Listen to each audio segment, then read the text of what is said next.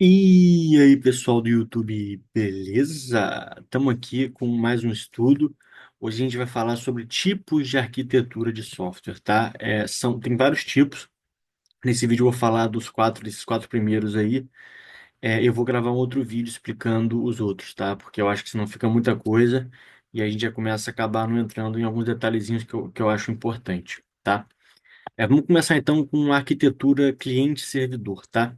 Essa arquitetura ela é realmente bem simples. Provavelmente, se você está nesse meio, está cansado de saber dessa relação entre cliente e servidor. Basicamente, a gente tem clientes, né, que vão se comunicar com algum servidor por meio de que a gente chama de requisição. E o servidor obrigatoriamente vai ter que devolver uma resposta, tá? E aí você pode estar se perguntando, né?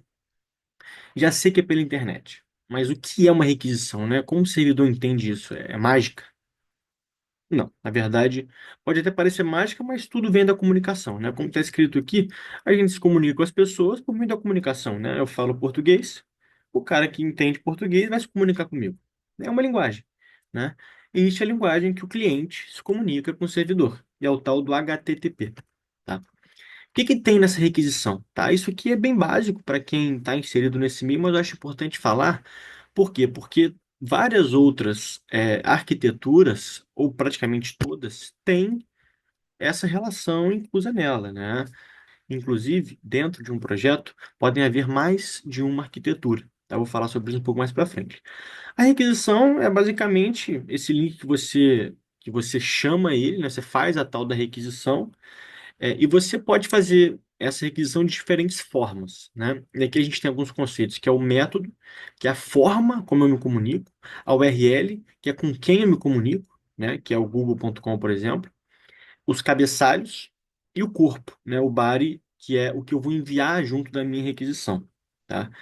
Cara, é meio que uma conversa mesmo, né? Então, a forma com que eu me comunico com, por exemplo, google.com, eu posso me comunicar por métodos, certo? O método get, post, put, delete. Esses são os métodos. Se eu digito uma URL no seu navegador, você está fazendo uma requisição do tipo get, tá? Se você quer enviar para uma URL algum corpo, algum body, você faz uma requisição do tipo post, por exemplo. Esse cabeçalho, eu não vou entrar em detalhes, mas é basicamente informações extras do que só o corpo.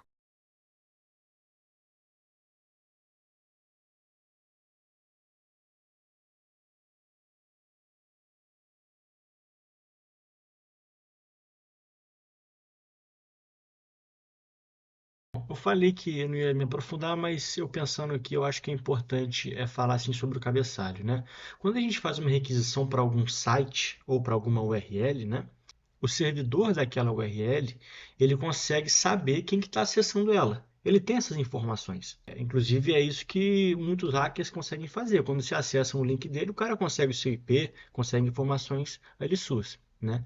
E quando a gente faz na programação, que a gente chama de web scraping, que é entrar, fazer uma requisição para uma página web, extrair os dados dessa página web, muitas das vezes, o servidor que você está acessando consegue identificar que quem está fazendo aquelas requisições, na verdade, é um robô, né? Não é uma pessoa real. E aí, por isso que muitos dos sites acabam bloqueando, né? Por isso que quando você está navegando na internet, vocês encontram aqueles captchas, né? Para você marcar que eu não sou um robô, fazer um jogo da memória, um jogo de não sei o quê, porque eles estão protegendo daquelas requisições de robôs, né, que podem ser feitas várias ali por segundo, e isso não é bom para a página, né? Às vezes nem mesmo é permitido fazer web scraping. Então, quando você manda um cabeçalho para requisição, você passa as informações simulando um pouco mais um usuário real. Né? Então, se você fizer uma requisição sem cabeçalho, muito provavelmente você vai tomar algum tipo de Né? bloqueio. E aí, por exemplo, Né? se eu tenho Se você essa manda com um URL, diz um cabeçalho ali placeholder ok, você barra users consegue ali barra um, fazer eu requisições faço uma mais requisição do tipo get, simulando um que pouco eu melhor um coloco lá usuário no, real. Né? Então, no, é no meio que navegador, para isso que ele está serve me o cabeçalho. retornando Achei a importante falar. resposta dele.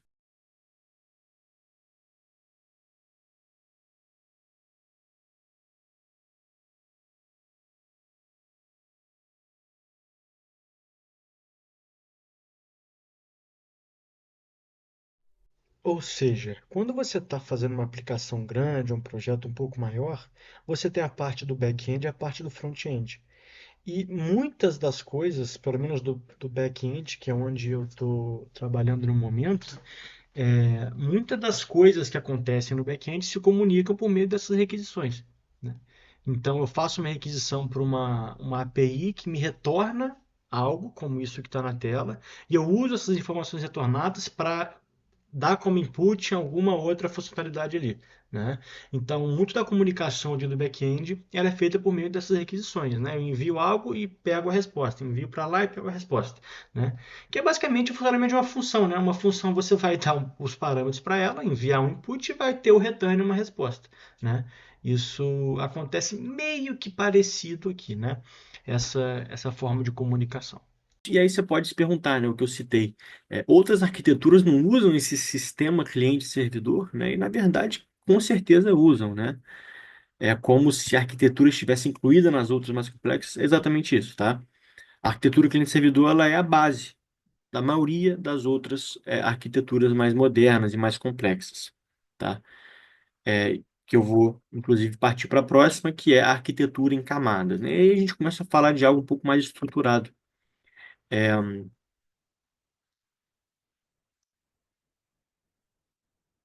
a arquitetura em camadas é uma forma de organizar o código de um sistema, separando ele em partes com responsabilidades diferentes, né? Então, eu tenho, nesse exemplo, a camada de apresentação, que a camada de apresentação ela é responsável por lidar com toda a interface em relação com o usuário. É a lógica de comunicação com navegadores. A camada do negócio, que é logo abaixo, que é responsável por executar essas operações de fluxo de negócios associados a uma requisição. A, Tem essa de serviços, que eu vou pular ela por enquanto, tem a de persistência, que é a camada responsável por persistir e recuperar informações, né? E tem a camada de banco de dados, que é responsável por manter os dados de forma física ali. E é importante dizer que cada camada ela se comunica apenas com a de cima ou com a de baixo, né? E a gente pode ter camadas abertas ou fechadas, né? Camadas fechadas é que você não consegue ir para a próxima sem passar por ela. As camadas abertas é que abrem essa possibilidade, uma camada de serviço, por exemplo, que é que está indicada ali em verde, né? E aí você me pergunta, né? Onde entra a requisição nesse sistema, né? A gente falou de requisição agora, mas cadê a requisição? A requisição, ela vem lá de cima, né? Bom, a requisição, ela entra na camada de apresentação, né? Na relação com o usuário que faz a requisição. E parece que ele faz a requisição, vai seguindo o fluxo e meio que as coisas desaguam no banco de dados. Faz sentido isso? Na verdade, a gente tem que lembrar que toda requisição tem uma resposta, né?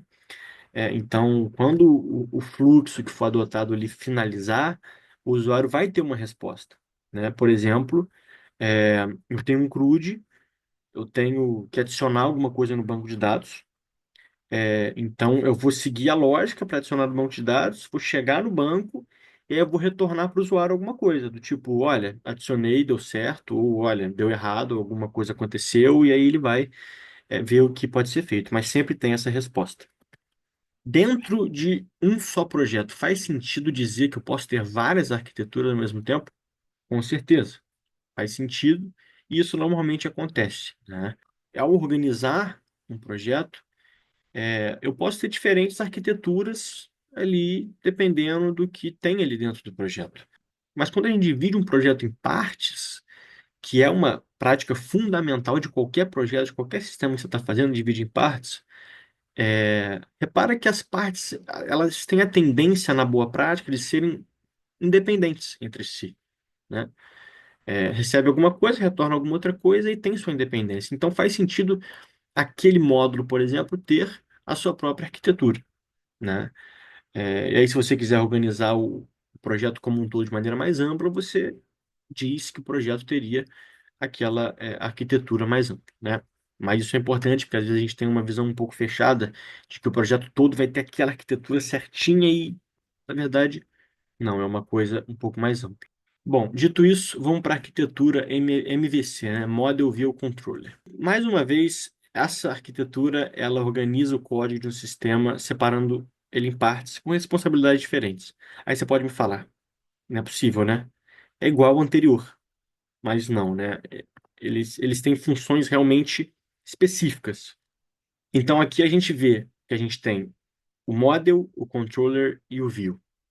O model, ele é responsável por estabelecer as regras do negócio, interagir com o sistema de dados e fazer as operações associadas a esses dados. Então você vê que ela tem contato direto com o banco de dados, e ela faz o contato com o controller, que é a camada intermediária, né? Ela interage com o usuário por meio de teclas, cliques do mouse, requisições que sejam, responsável por responder de acordo, né? E a view, ela define, ela gerencia como os dados são apresentados ao usuário.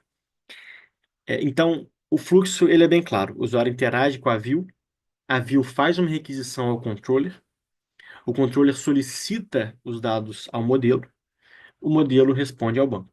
E aí tem um retorno. A requisição do banco de dados, o retorno dos dados para o controller que ele pediu, lembra que ele solicitou, e o controller gera o conteúdo mastigado, vamos dizer assim, para a view e ela interagir com o usuário de volta. Vamos entender isso um pouquinho mais na prática, porque eu acho que assim fica muito superficial, né? E eu gosto de código, né? Isso aqui é um código em Python. Em Python não. Isso aqui é TypeScript, né? Enfim, então repara bem no controller fazendo a requisição. A gente volta, olha o controller solicitando os dados ao modelo. Modelo a gente pode colocar como uma entidade que está presente no banco de dados. Então a gente tem em um sistema entidade usuário, entidade aluno, entidade professor. E o controller faz a requisição, solicitando nesse caso, por exemplo, um usuário dado um ID, né? E aí ele renderiza a view com os dados. O modelo, como eu disse, uma classe, uma tabela, é, e nessa tabela você tem, por exemplo, o método buscar por ID, certo? E a view é um HTML, por exemplo, que vai estar interagindo diretamente com o usuário. E dentro desse HTML, eu estou exibindo, por exemplo, o usuário nome e o usuário e-mail que o meu controller enviou nesse res.render, né? Então, eu estou enviando para o meu perfil.html ou perfil EJS, eu estou enviando o usuário, que está entre colchetes aqui em cima. Por isso que lá no meu HTML eu renderizo, ó, usuário nome, usuário e-mail, e aí eu vou renderizar para o usuário isso. Então, repara bem o que está acontecendo aqui. O controller faz a requisição para os usuários ID e ele me renderiza. Então, você vê que tem uma relação de pergunta-resposta, né? Um entrega algo e o outro pega o que ele entregou e entrega para outro. Então, eu acho que aqui nesse exemplo, acho que fica mais claro, né? Então, é basicamente isso. É um exemplo muito simples, assim, só para a gente conseguir pelo menos visualizar em código um pouco disso, porque para que não fique tudo parecendo a grande mesma coisa falado de formas diferentes, tá? Não é. Cada arquitetura tem a sua função, tem a sua especificidade. Vamos então para a arquitetura orientada a serviços, ou SOA. Bom, um serviço é uma função, tá, independente e totalmente bem definida, que representa uma unidade de funcionalidade de um negócio. Entre as características da arquitetura orientada a serviços, cada serviço pode trocar informações com outro serviço. Eles não têm estado, igual na arquitetura 2 que a gente comentou, e não podem depender do estado de outro serviço. Eles têm esse grau de independência. E aí a gente começa a falar de novo, né? Não é modularizar, dividir em módulos, a gente vai chegar nisso novamente. Então aqui eu estou separando por funcionalidades, serviços completamente independentes. É, então eu tenho a camada com o usuário ali, né, em cima, e eu tenho um serviço. Buscar pacientes completamente independente, não tem nada a ver com marcar consulta, não tem nada a ver com solicitar exames. Dentro de buscar pacientes, eu posso ter, de repente, uma arquitetura de MVC, Model View Controller, dentro de buscar pacientes. Faz sentido? Como que eu vou organizar esse montar pacientes, né? Então você vê que, opa, pode estar uma dentro da outra, né? Sempre com organização. E eu posso, por exemplo, ter esses serviços, se a gente englobar alguns serviços que têm certa relação, mas ainda são independentes, a gente pode fazer, de repente, ali, uma divisão de uma camada do negócio, por exemplo. Então, as arquiteturas elas acabam se complementando e faz sentido você usar isso a seu favor, né? É, e aí você pode se perguntar novamente, né? Isso não é simplesmente modularizar o código e eu vou bater nessa tecla. Parece muito, mas são coisas diferentes. Modularizar é um princípio muito geral, né? E isso que a gente está falando, arquiteturas com camadas, MVC, SOA, essas arquiteturas são formas diferentes de aplicar modularização, em diferentes níveis de contexto. É isso que eu estou tentando colocar de nível, né? Aqui eu acho que vai ficar mais claro nesse exemplo. Então, eu vou deixar aqui essa diferença bem explícita entre MVC e essa arquitetura de serviços, porque eu acho que vai dar para a gente entender melhor isso. Em um MVC, a gente tem um app e tudo está dentro de um só projeto, só que bem organizado. Controllers, models e views. Os serviços, a arquitetura de serviços, cada pasta pode ter o seu projeto separado, com o seu próprio código, banco de dados e até equipe. E aí aqui eu estou falando que cada pasta pode ter seu próprio banco de dados. Faz sentido isso que eu acabei de falar, né? Não é uma informação jogada, né? Cada serviço deve ter o seu próprio banco de dados? Sim. É altamente recomendado que cada serviço tenha seu próprio banco de dados. Pensa, os serviços eles têm que ser independentes, certo? De repente você tem uma interseção de tabelas, tabelas em comum. De repente você está usando um serviço e o outro junto, um modifica a tabela e que o outro está consultando. Isso pode dar um conflito. O serviço ele pode até acessar um banco de outro serviço, mas aí é por meio de uma requisição. E aí a gente pode usar, por exemplo, uma arquitetura de requisição simples, né, de cliente-servidor, como acontece. Então, eu acho que essas teclas, por isso que eu coloco essas observações importantes, né, para a gente ter uma visão ampla de tudo. Ah, e se eu precisar acessar o banco de outro serviço por meio dessas requisições, se eu começar a fazer muita requisição, não vai pesar a aplicação? Claro que vai, né? Vai ter problema de latência, começar a ter um acoplamento indireto, um serviço vai começar a depender do outro, isso não é bom. É, Sequência de falhas vai aumentar a complexidade, isso não é bom. Isso é resolvido com o que a gente chama de design correto de domínio. Não vou me aprofundar nisso, mas eu posso fazer um outro vídeo falando um pouco sobre esse conceito, que eu também não conheço muito, mas é que a ideia é estudar e gravar o vídeo, certo? Bom, é basicamente isso. Essas foram as arquiteturas que a gente abordou aqui. Faltam essas quatro, que eu vou fazer um outro vídeo sobre. Espero que tenham gostado. Comenta aí qualquer observação, qualquer questão, coisa importante que eu não falei, coisa que eu falei errado. Curta, comenta e se inscreva, certo? Abraço.